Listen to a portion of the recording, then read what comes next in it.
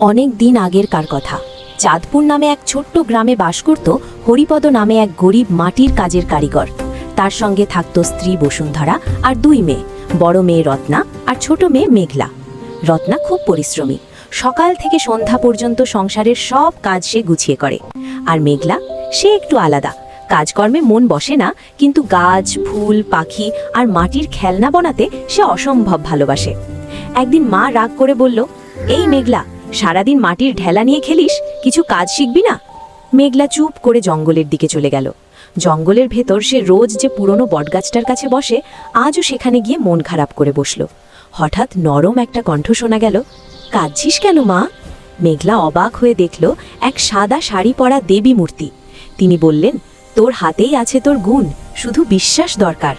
পরদিন গ্রামে মেলা বসে।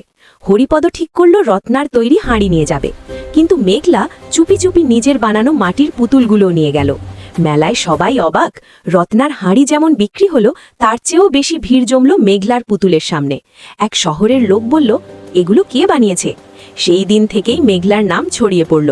সে বুঝল, সবাই একরকম না, কিন্তু সবার মধ্যেই আলো লুকিয়ে থাকে। দুই বোন একসাথে হাসল, আর দূর থেকে প্রকৃতি দেবী আশীর্বাদ করলেন।